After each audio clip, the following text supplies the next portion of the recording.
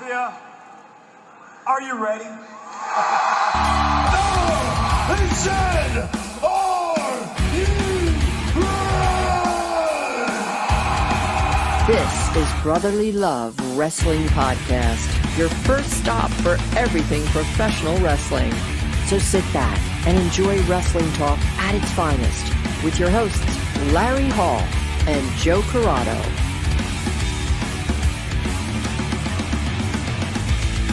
Welcome, everybody, to Brotherly Love Wrestling, our second episode here on Twitch, although it's not an episode, it's the Twitch, so... Like that? I'm kind of lost. Yeah, exactly, like that. That's exactly how it is. So today on the show, we're going to be going over everything over the past week, starting with AEW's anniversary, because that's the last time we spoke with you guys. So let's start off with one of the biggest topics coming out of that night, and that is Cody against Orange Cassidy into a draw due to the time expiring. So I know a lot of people are talking about it. A lot of Orange haters are saying that it's not possible for Cody to go to a time draw against a guy like Orange. Who said that? Bully Ray. He completely is in disbelief, and it's unrealistic and doesn't buy it whatsoever. Doesn't buy that Orange could take a guy like Cody to the time limit. I understand where he's coming from. It's that old school mentality of a guy that does nothing shouldn't be able to go toe to toe with one of your company's top stars, quote unquote. Yeah. But I mean, this is a new wave of wrestling fan that's coming in. A completely different mentality to like what we've seen in the past. Like, people were not cheering for the overly gimmicked, quote unquote, mid-carder to be world champion or beat the top. Like, you wouldn't say, oh yeah, I think the Repo Man should beat the Ultimate Warrior. It's kind of like what it is, right? It's like the overly goofy gimmick and one of your top guys. Yeah, I think the only maybe problem... that's a poor comparison. Probably. The only thing I wouldn't say it's a poor comparison, but I think it's not giving Orange enough credit because we know how great Orange is in the ring. He is an amazing wrestler, period. So for them... Not only that, but he's kind of the future of what your company is going for, right? Yeah. He might not be labeled the future, but he's one of the guys that gets over, and he literally does nothing. Mm-hmm. He goes against the grain 100% in gimmick, character, whatever you want to call it, until he gets to a certain point and he actually goes in the ring. But stereotypically, that isn't the guy that is supposed to get over. Yeah, of course. So the biggest thing with that is the lazy thing, and that's always what gets brought up with Orange is the kicks and the hands in the pockets, and I don't think that should really matter. It's called a gimmick. Like, Doink the Clown wasn't really a fucking clown. He went in the ring and he did what he did. Like, I don't understand hanging on a guy's gimmick. This is pro wrestling. People aren't new to pro wrestling, especially a guy like Bully Ray. You're supposed to be able to suspend belief when you're watching professional wrestling. And I know a part of it has to be realistic. He comes well. You got to look at his track record. I mean, ECW, TNA, New Japan, WWE. I mean, he was always the brawler. He was always the guy that was getting into a fight, and he was making it look real as possible. He wasn't always doing the stupid, funny gimmick. I mean, he gets it. Mm-hmm. I mean, we've seen him. He gets it. We've seen him live with Orange Cassidy. Yes. In the ring. Yeah. On his team. Yes. So we know that he gets it. It's just that where he has to come from is this overly tough. I think Bully Ray is 99.9% of time in character, always, even on Busted Open. Yeah, I don't think he pulls back the curtain as much as people think. I think he's more gimmicked up and for the radio show. Yeah, just everything with everything that he says. I mean, sometimes you'll get him in a like, oh, this was cool. This is the way things are supposed to be done mentality. But I think when he's talking, I think he's 99.9% of the time in character. Yeah. And I think he's good at making you think that he thinks a different way. Yeah. Well, I mean, and not only that, being in the wrestling business as long as he has been, He knows how to he's work good it. at Yeah, exactly. he knows how to work. He's good at what he does, of course.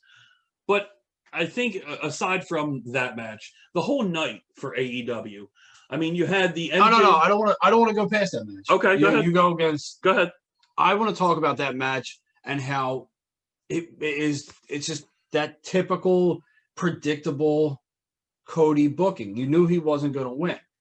And I thought it was... You knew Orange wasn't going to win. Knew Orange wasn't going to win. Yeah. It's just that you have that feeling. Like, you had that feeling where you know, like, Cody's not putting over people. Like, it's his first defense since he won it back. And you know that's not his type of mentality. Now, why they had the match could be two reasons. They're having a rematch, which is weird because it's 2 weeks away from when they had the match. Yeah. So either that tells you that, A, they're doing that as a feeler match and they're seeing what the reaction was and maybe thinking about putting the title on Orange Cassidy, or this is another way to get a Cody rub like, oh, I wasn't expecting this guy. I wasn't prepared. I wasn't mentally. He took me to a different place and he squashes him. Now that I know that I'm prepared for him, I knew what to expect and now I beat him. So it's either going to go. I get that. I think, I don't know. And we both have the same exact mindset when it comes to Cody with the TNT title. Yeah. And I think it would do better with someone like a Brody Lee who needs it. A Cody Rhodes does not need that TNT title. Here's what I want to see. I want to see from AEW in the near future. I want to see them take every belt off of a former WWE guy, actually go into this with that mentality that you had, that you're going to change the world. That was their big thing. They're going to change the world. So maybe take a shot. And I know once you have money invested in you and you have money coming in and whatnot, your mentality starts to change a little bit and your priorities start to change. You're going to do what you think works, what you do to make the company and the network that you're on make them money before you get canceled. So they're not really dealing with some strength where they can actually, we can just take Moxley off the title. We can put it on someone that doesn't have as big of a name or as big of a following. I mean, it's easy for us to say for them to do that. And I would love for them to do that. And I know why they can't. And why they're not going to. Well, see, wait. Now, this is where I don't believe that. I don't believe they can. Because, all right, when we hear it every week, they're beating NXT. We can't not hear that they're beating NXT. And that's fine. Good for them that they're doing it. But Moxley wins this past Wednesday. And something goes out on social media that he's the man for a reason. And this is out of what Eddie Kingston said on commentary when he was doing the match. Yeah, and I put out on Facebook. I was feeling good. He had a few Chardonnays. What of it? And I wanted to ruffle some feathers because I wanted to get those diehard AEW fans who don't think anything is negative and everything is awesome at AEW, and I wanted to see what they really thought. So I said, yeah, he's there for a reason because he's a former WWE guy. And I got a lot of responses. But the thing is, what no one wanted to admit or say that I was right when I said it was that you don't need it on Moxley anymore. You don't need it on Cody anymore. You got any of the eyes that you were going to get from those names, you got them already. You got the jaded WWE fans watching you every week, no matter what. And obviously, because you're winning in the ratings and the age range too. So the demos. Yes. And thanks to the demo god for doing that. But that's the thing. I think that you can put it on, and I'm saying put it on Brody Lee, which is another former You're not WWE making guy. a good argument for yourself, but there are other guys aside from Brody Lee that you could put it on. Well, here's the thing. You can put it on MJF and you'll be fine. You can put the title on Orange Cassidy, you'll be fine. You can take the tag titles off of the Revival and put them, I don't know, on the Young Bucks and you'll be fine. Or you can put them on, or you can the put on 1,000 tag teams that they have in AEW, and it'll work. And it'll work. Like, I don't think that it's really a ratings loss anymore because you still have them. You're still going to feature them. The only problem is that you don't have enough time.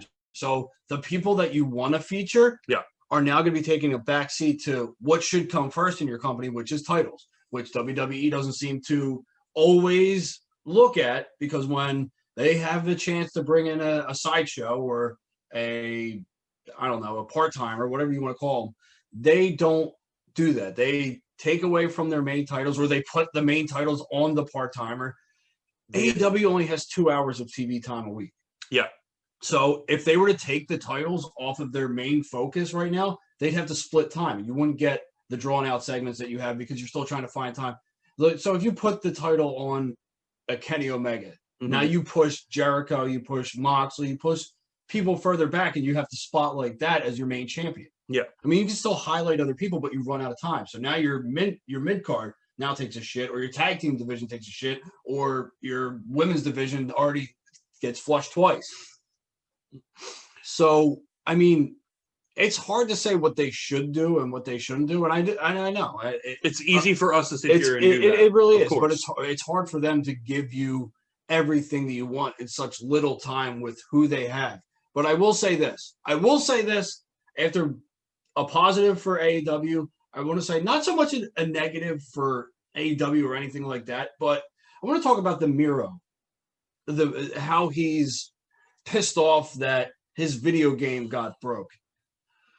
If this segment, and this is a very, very WWE type segment and what had happened and all that crazy shit. Like if this was done with Rusev when he was Rusev formerly on WWE TV, they would have thought he was being buried. They would have thought this was the dumbest thing in the world. But because it's over on AEW, this is great. He's bitching and complaining about a video game getting broken because that's his gimmick now. He's a video gamer. Yeah. If that was WWE, it would be shit on immediately. And I know this for a fact. It would be looked at as the stupidest fucking thing in the world. But it's over on AEW, and now this is great. I mean, is it that great? Is that what you want to see Miro doing, is complaining and being hyped up over a video game that's getting broken? A poorly designed, cardboard-looking... I mean, come on. It just screams corny as hell. It screams tacky WWE. Yeah, I agree. I agree what you're saying, but I know he's being featured. He's being featured, and that's the biggest thing. That's the biggest thing. He's being featured on TV, which is what everybody wants. It's weird to be like, all right, you're being featured, but this is still pretty stupid.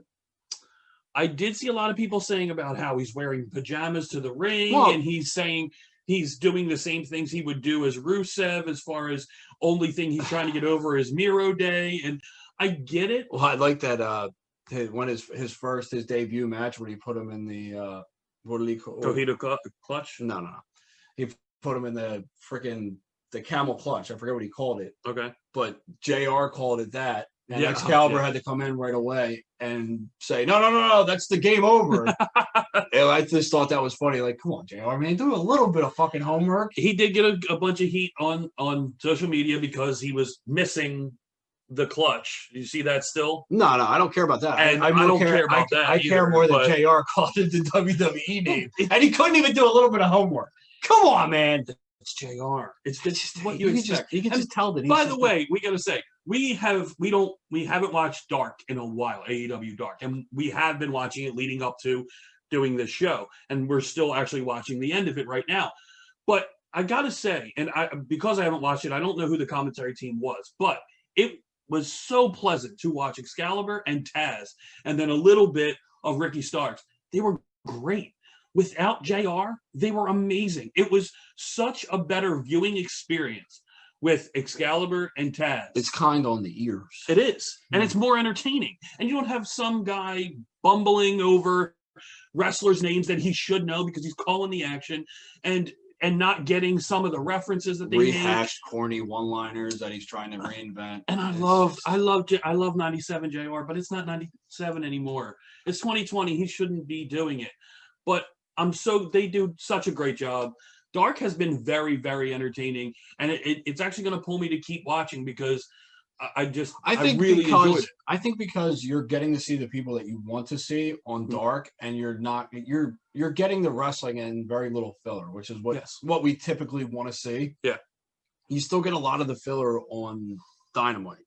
And you're getting the same people every week. At least they mix it up a little bit on Dark, and you're getting to see some people debut. Well, given it's people that we've seen live and whatnot, but I mean, it's a nice change. Like it's what you and you can watch it whenever you want. And see, that's the best part about it. Tonight, the KTB was on, who we've seen a 1,000 times live locally.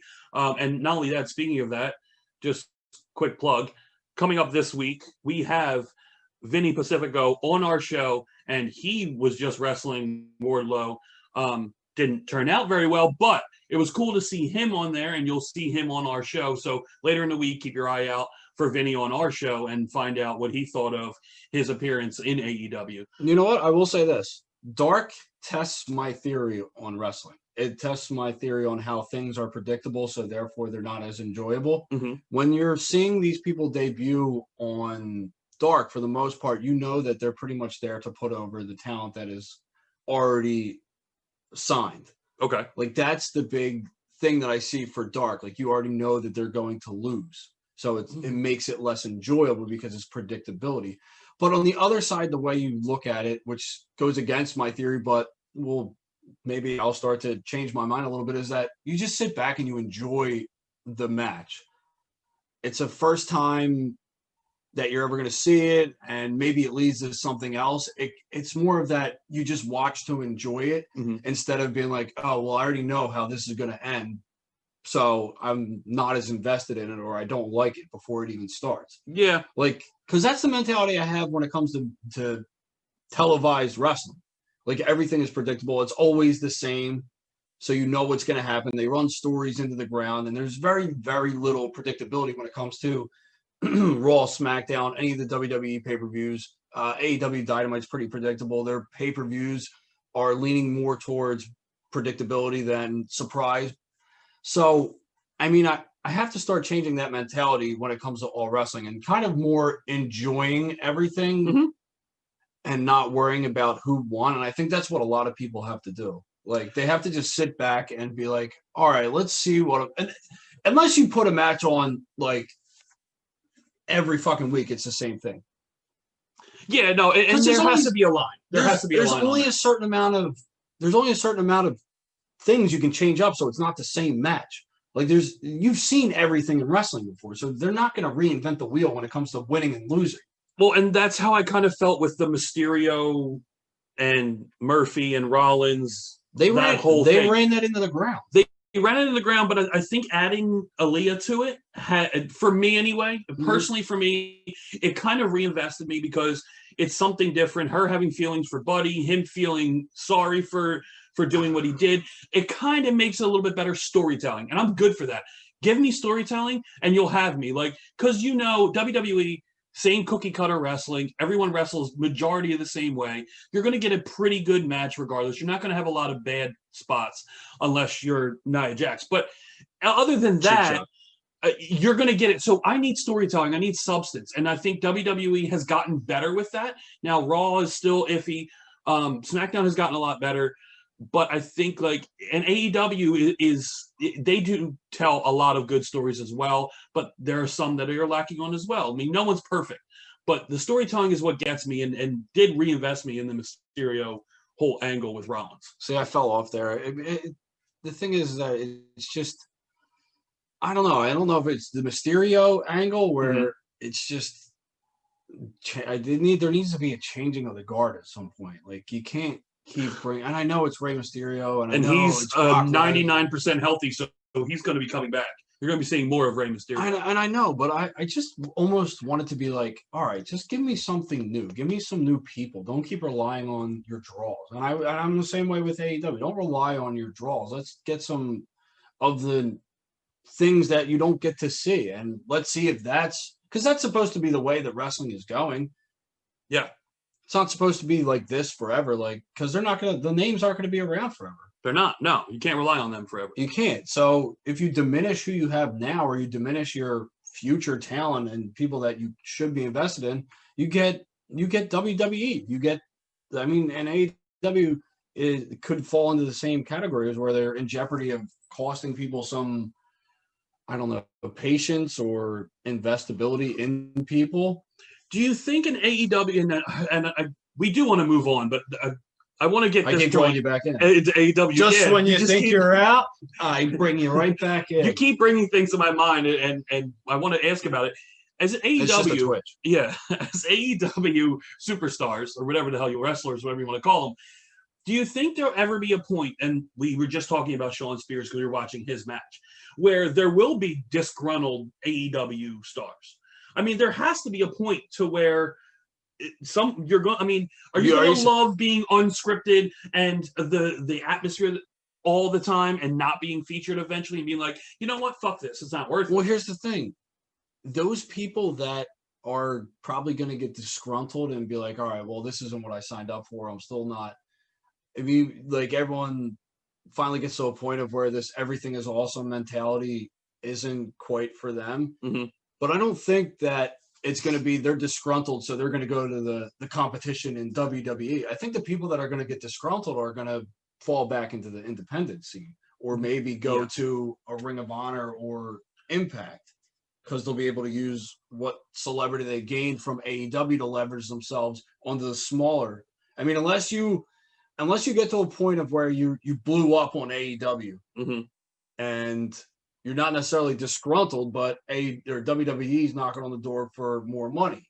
I mean, you could get to a point that way. I'm not saying it's more I think the people that are going to get disgruntled with AEW and they're not going to get used would fall back into a smaller promotion or independent promotion. Yeah, which makes more sense. Like, I don't think, I mean, unless you get some weird, like, Moxley's all of a sudden, like, done, and, like, he knows that, like, if he knows where the money is going to be at the end. Yeah. But he's never been about money. He said he's never been about money. He's reiterated that, like, he's made money and hasn't spent it on anything. So he's still got money. Yeah. So I don't think the money is ever, it's more of a creative thing. So it would be a cold day in hell if he jumped back to WWE, unless they had this divine plan 10 years from now to get the Shield back together, which is going to happen. I think that would be the only way. Jericho would flip on a dime. I think. I agree. I don't think so. I think Jericho is having the time of his life right now. I think and so I don't too. Think but he I wants think nothing to do with WWE. Yeah, but it's all a story for Jericho. It's all the buzz. Like, if he were to. Because if he were to jump back to WWE, where do you think that buzz would be? It would be at an all-time high because he helped put this company on the map and then jumped back to WWE. Jericho lives for that shit. He would be tops. He would run a year, and it would just be him saying a big F you to. It would be and Vince would eat it the fuck up. Now, and to what I was saying, because I heard Jericho talk on Busted Open, and I'm going to reference Busted Open a lot because it's one of the only things I listen to on my way home. He was on there for his 30th anniversary, talking about the WWE. Where did he spend most of that 30? What do you mean, where? Yeah, where did he spend most of that 30? Yeah. In WWE, of course it's going to be all fucking of course. WWE. But he talks about, and you could hear the anger in his voice. But it's not an earthquake, I swear. It's just him hitting the table. No, that was you that time. That's why I said it, because it wasn't me. It was you. No, I'm sorry. But he was talking, and the anger in his voice for not being either the first match or the last match on Mania with KO it bothered him so much. Here's the thing. That was the straw that Chris Jericho is born in that same Bubba Ray instance that I was talking about earlier. Is that he's 99.99999% of time always in that working character where he's working you at some point. I don't think anything that Christopher you know him like that? Christopher Eugene Jericho. He's always in character. Like, I think everything that he says, and right now his character is. You don't think there's a shred of truth in that? You don't think there's a little bit of truth? There might be, but I think that's just the fucking wrestling business. Is that you can play it off when you go back, when you crawl back into that fucking office again, be like, I was just working on. I was just saying what I needed to say. And your mindset is what Vic said that first time. You never ever will forget what Vic said. What? That wrestlers only give us exactly they only give you what they want you to see. Yeah. But I think it's all in that wrestling mentality, though, especially from a guy like Jericho to a Vince McMahon being like, you know how it is. I was just trying to get the fans on my side. I was just trying. And if you were to walk back in and say that, keep going, it would Vince would be like, well, yeah, I get it. But now you're on my side. Well, Go ahead. Go ahead.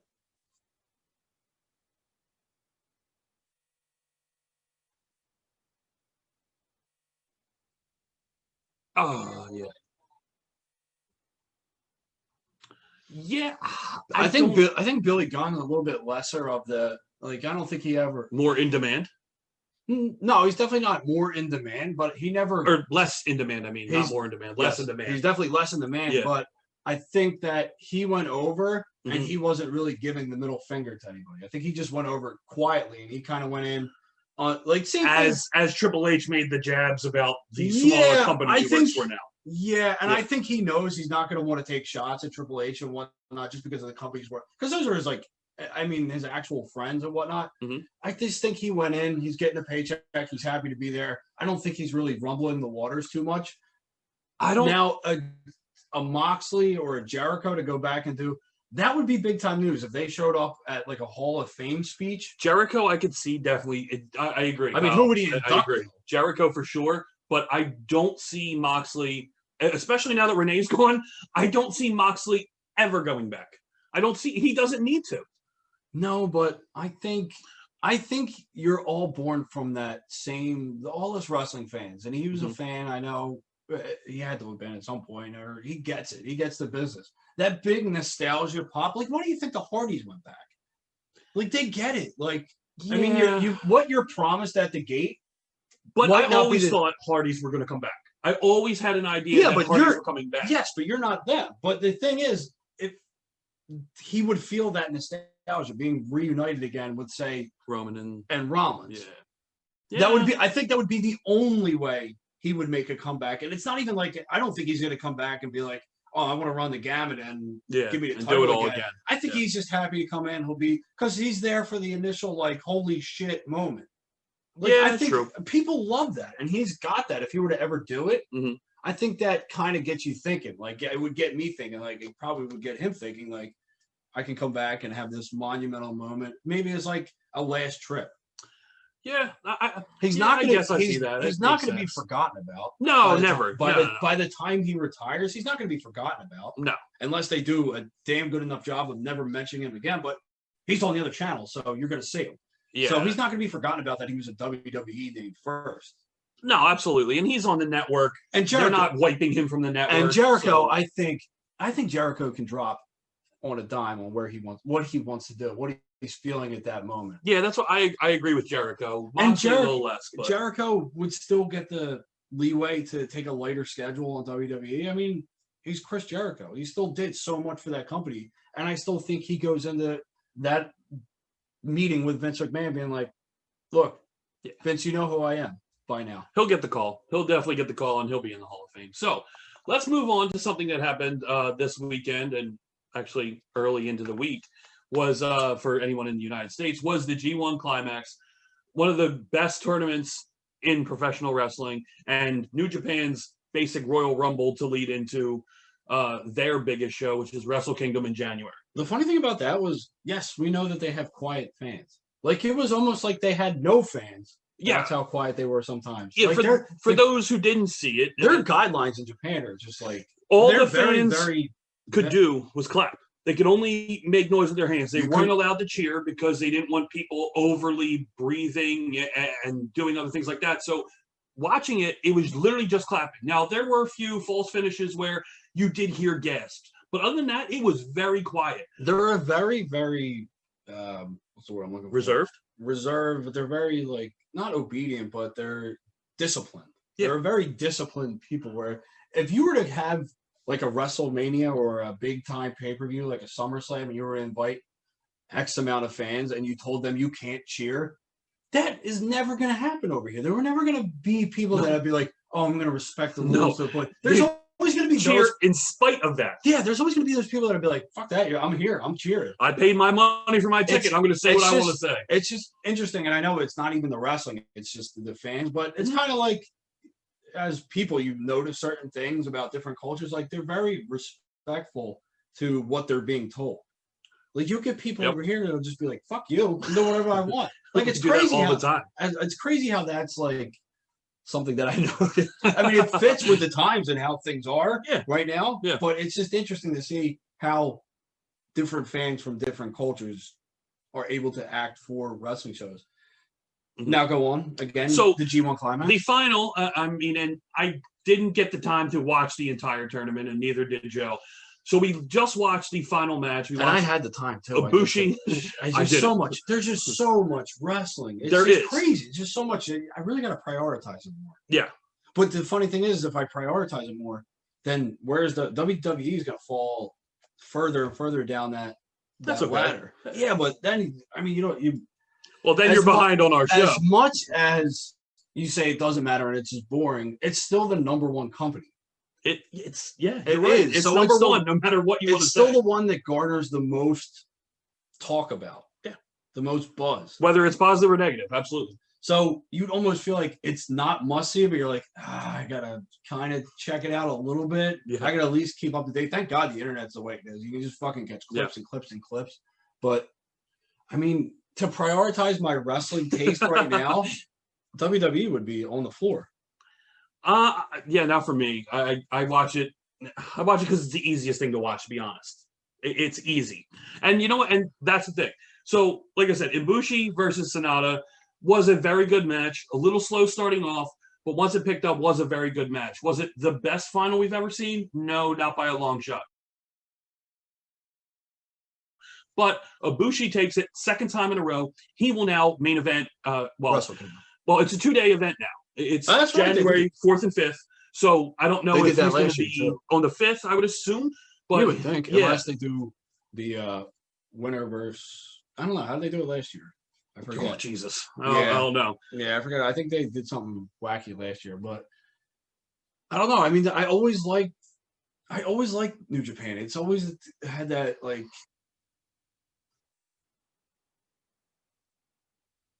Yes.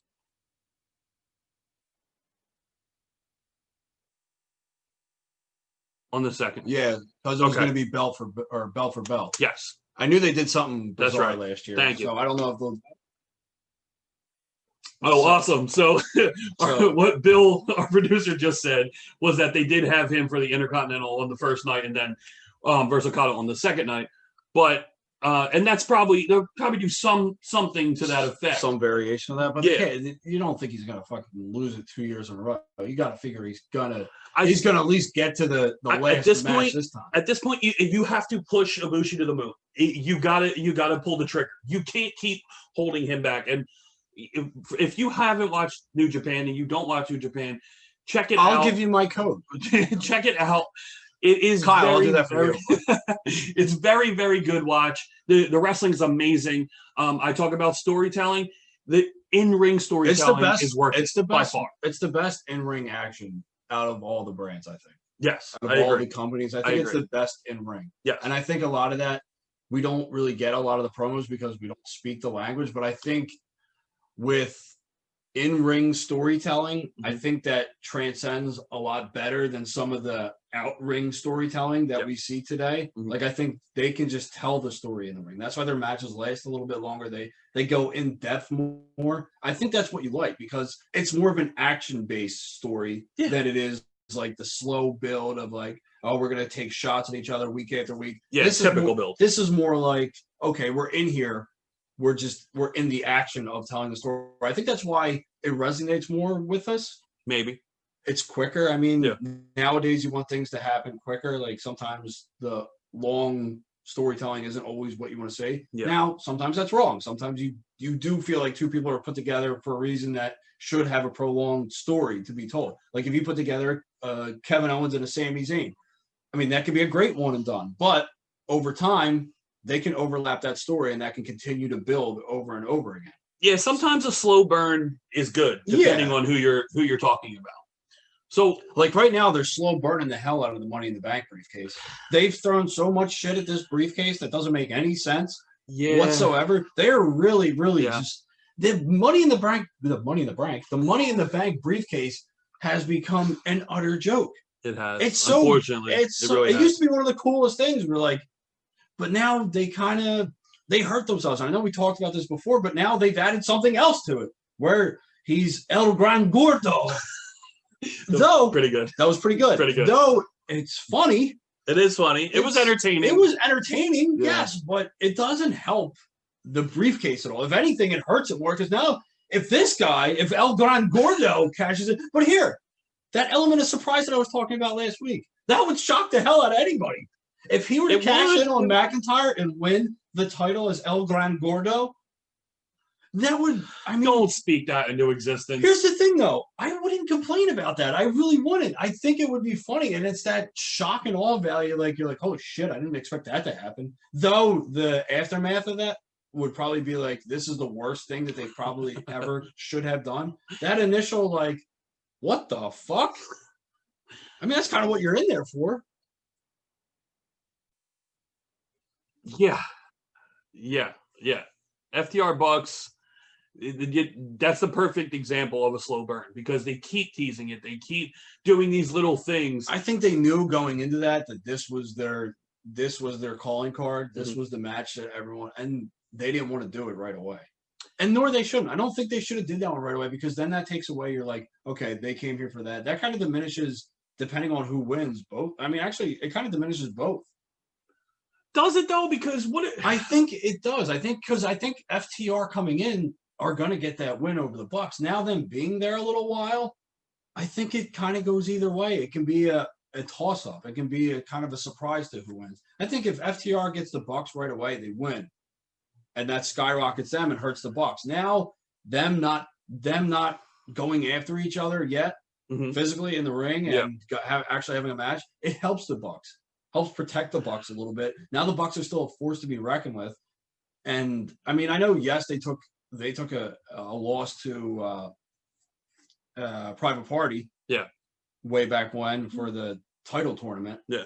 But they're still protected. They're still the Young Bucks. I think them getting FTR right away and them losing the FTR right away, like that. Well, and I mean, unless you run it into a series, but I don't think that helps them either. That's what you have to do. If you're going to do it, if you're going to run with it and actually make it happen, it has to be a feud. It has to keep going. You have to have multiple pay-per-views in this. It has to be long.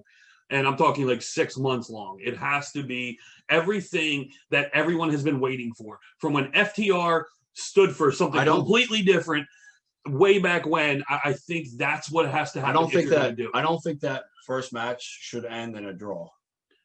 No. I don't think so. I have a feeling that would be the route that they would want to take because that's that old school mentality of like, we have two great Goliath teams going together. Unless it's look, if they go 60 minutes, okay. If it's a war for 60 minutes, I'm good with that. Like Okada Omega, like a war for 60 minutes, cool, and then keep it going. I just don't think that helps either of them going into a draw. It just screams 50-50 booking, and you can't make up your mind. Like, I think there should be a decisive winner the first match. Really? Yes. And then run it back. No, I don't break up the match at all. Unless someone who's interfering is a debut and it's going to make this feud even more bonkers than it already should be. Like, if you bring in, like, honestly, there's no other tag team that you could bring in besides maybe the New Day or the Usos that would have that type of like, oh shit, maybe like Fish and O'Reilly, Red Dragon. That would be fucking crazy. That would be really cool. It would be insane. Yeah, like something like that. Yeah. Well, that I would get. But then I would see like, oh shit, you interfere for a reason because you want to be the best and you intertwine them all. But I don't think anyone should interfere in that match unless unless is if they already have their little 3 horsemen faction going and the person who interferes is the 4th horseman and they cost that would make and they sense. jump the Bucks, like whoever that 4th horseman is, because you're already thinking that, all right, well, Tully is in bed with the Revival or FTR and Spears, and he's in bed with Spears. So you're thinking those 3 are already probably a shoe-in. Hence the 3. The 3 logo. The only way that you break that up is with another debuting tag team, or you break it up with the 4th horseman, and you.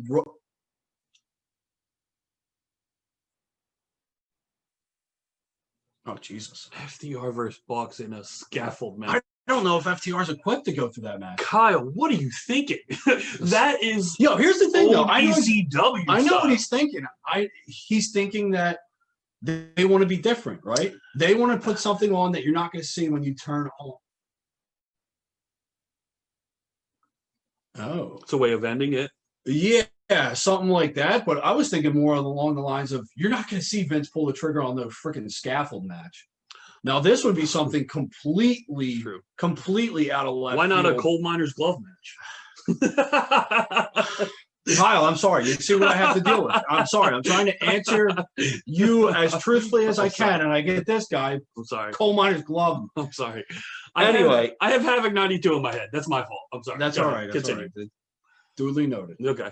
But anyway, I think if you do something like that, it will completely blow people's minds. It would be completely different. No one would expect. No one would expect that. Yeah. And Cody would fucking eat that up, I think. Or they would have, or the Bucks would eat that up. Like whoever's booking that match, it would be crazy. And don't do a cinematic match. No. Make that an actual match. And Nick Jackson would do some crazy ass spot off of it. Like it's what he does. I can't see FTR in that style match. No. It would completely take them out of their element. I would say that. True. And it would be interesting if they were to actually, I think if they put them in that element, I think FTR should win. Then you really skyrocket them. But we're getting ahead of ourselves. There's going to be no scaffold match, I don't think. No, but it would be nice. Unless someone catches wind of this episode and they're like, whoa, we didn't think of that. True.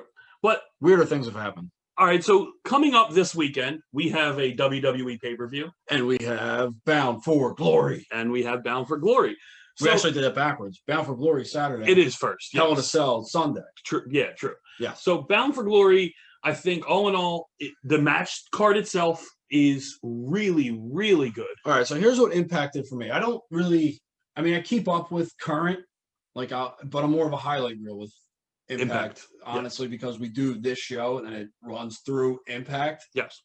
Maybe we should do a watch along for a show, but that's neither here nor there. Yeah. But I kind of just go back and all right, I'll catch what I need to catch, or I'll go online, I'll catch what I need to catch. But what Impact did with their last pay-per-view Slammiversary was it immediately invested me into their upcoming pay-per-views because I want to see what they're going to do because of all the shock value that they had with Slammiversary. And I know that it's like a hotbed for signing people and whatnot. But they also got a lot of really good talent. So you think that there's more surprises that could happen, even if it's a title change. You'd think that anything could happen. And Bound for Glory is one of their biggest ones. Yes. And you already know there's a lingering EC3 who also made his debut for ROH. So he's working both. So it's what Impact did is that they've made it interesting. I think the four-way title match has my attention fully. I love tag team wrestling as you do too. And I think with Motor City Machine Guns, the Good Brothers, the North, and then adding Ace Austin and Madman Fulton, they're a complete wild card, I think. Because you have these two singles guys in Ace Austin and Madman Fulton put together, and both of them incredibly athletic, really good in the ring. And then you add all three of the legit top tag teams in the world in those three. It just a can't miss. I want to say match of the night out of all of them because I want to say that the Good Brothers somehow take it. I think that I don't know. I don't know. That's the thing. That's the thing with Impact. It could go either way. Yes. I think every match that they have on their card, it could go either way. Like the women's match with Kylie Ray and Deonna Purrazzo. Yeah. I think that one could go either way. Who knows if they want to put the belt on Kylie Ray. Deonna Purrazzo came in and immediately made an impact. Yeah. No pun intended. But I feel like they have this, they want to build up Kylie Ray too, because they see her as the future as well. And she's a hell of an athlete in the ring. So I could see that one going either way. Now, the X Division title is crazy too. Like that one's got Jordan Grace in it. Yes. With, I forget who the other. It is Bay. Oh, Chris Bay. TJP. Willie Mack. Trey. Oh, that's a salacious six-way? It's a six-way intergender scramble match. That's a salacious six-way. Yeah. Sure. So that one could go either way. Yeah. And of course the champion, which we did not mention. We already know he was in there. He's the champion. Course. Yeah. We have everyone else and the champion. Yes. That's how you get a championship match together. Yes. Everyone else and the champion. I just didn't want to leave everyone the most important person out. That's all. And the champion. Yeah. So moving on to Hell in a Cell. Oh. We We're have moving on to Hell in a 4 Cell. matches that are announced as of right now. Are they all Hell in a Cell matches? Three. You have Three Orton, out of the 4 right Orton now. and McIntyre. And I think they're the only ones that are going to be the Hell in a Cell. I think the rest will be regular matches. I think they're just going with 3 Hell in a Cell matches as far as the gimmick itself. Yeah, Roman versus Jay will be in a cell. in a cell. Wait, so what are you saying? You're saying there's only one cell match, but your name? No, there's 3 cell All right, matches. all right. And He all said that the completely rest, different. and all the rest So will there's not. 3 and then the rest. Yes. And the champion. Exactly. So yeah, Roman against Jey Uso, which I love. That's this, an I love quit this feud. in a cell. Yes. See, I love this feud because I think it's going somewhere else. I'm tired of Orton. Bloodline.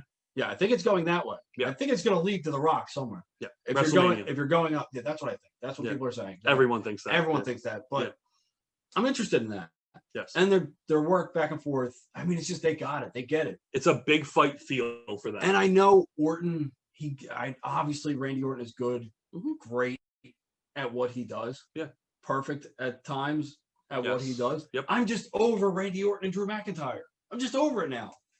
Yeah. I think I don't have the interest think I had at the Orton beginning. being so good. I think it is elevating McIntyre to an extent, but I think Orton should freaking win the title now. But- I'm almost at that point. But remember, this is all a placeholder for Edge Orton when Edge comes back. It's holding it all so does for Edge. so does WWE do what WWE do? Does. No, do. Okay. Go Do ahead. they do what they do and they put Orton as the champion and make Edge Orton for the title? I'm actually okay with Because WrestleMania is lingering, and who are you going to have running into WrestleMania? Are you going to have Edge as a main eventer where he should be? No, I Where don't think you should. not where he should be, but where it's going to get the most eyes on it. No. Mm-mm. Okay. No, What- Edge. argue again. I feel like Edge wants to come back and work. And he wants to put people over. Yeah, He's stuck in a feud with Randy, Randy Orton. He's I not get putting that. over Orton. I get that. But you're gonna have to have one more match to end that feud. You're definitely gonna have to have one, at least. So that has why isn't that one for the title? he can still work if he's Why champ. He wouldn't can it? still work with a younger guy. So maybe I don't know. So Edge's next move is probably have another 5 one-offs with Randy Orton because they'll run that one back because they're going to. yeah, But after Edge retains the title 5 times, he then puts over the younger talent because now you get the Edge rub. You got the Orton rub. You got the Brock rub or love rub. We're making this a lot more difficult than it needs to be. And then you get the Edge rub. Love. yeah. Rob Love. Come on, man. You're confusing the shit out of me. I forgot where we even were. We're talking about Hell in a Cell. And we're talking about Orton and McIntyre in the cell. You got Roman That's right. and you got Uso in the cell. You got who the hell is the other? We didn't get to the other cell. Who's the No, other cell? I was waiting because we went off on a tangent with Edge and That's rubbing and loving. okay, That's but all I got. sometimes when you get the Edge Rob Love and then you get Rob Lowe in the middle of Brock Lesnar and Randy Orton, sometimes magic happens. Anyway, back to the third and final. I'm okay. Are you? No, not really. I'm really not. Well, But, just all right. tell us what the other match is. The Hell in a Cell match, Bailey, Sasha, which everyone has been waiting for a while. That one should main event. They should let that one main event. I'm They good with should. that. They really should. They've really they've let the women. Even take though it- Roman is going to main event. Yeah. Not that I have a problem with that because I like. Not that there's Roman. anything wrong with that. Nothing at all. But I agree. I think it The should. history, I know it was a co-main eventer, but this one should main event. This one's got. Yeah. This one is that backstory. This one's It's got storytelling. this one's the most backstory about anything else that's on the card. Yeah. This is one of those KO Sami Zayn type things where you can put them together. Fight forever. Yeah. Absolutely. Fight forever. Anyway. Yeah. It should, and it's the largest stakes. Mhm. It's a blood feud. Yes. Yeah. Well, I mean, Roman and Jay is turning into a is blood feud. It's actually legitimately a blood feud. blood feud, but the bloodline feud Yeah. against the blood feud. Yeah. Hugs and rubs and loves. The fourth and final match announced, just announced last night, was El Jeff Hardy. Conquistador? No, Jeff Hardy versus Elias, just in a regular singles match. Oh, you know what would be funny as hell? If they put Miz under a mask too, and then they did a corny ass mask versus mask match, knowing that both people look like with Otis El Gran Gordo against Come on, come up with it. You know you have. Les MIZérables. Emphasis on the Miz, obviously. So you put them in a mask versus mask match. It's like perfect. It's stupid Vince. Vince would love that. I'm pitching this to you, Vince. A mask versus mask when you know. I kind of would love it too, to be honest. He hates anything not American wrestling. Like, he always mocks the luchadors and whatnot. Fucking, he would do a mask versus mask when you already know what both people look like. Yeah.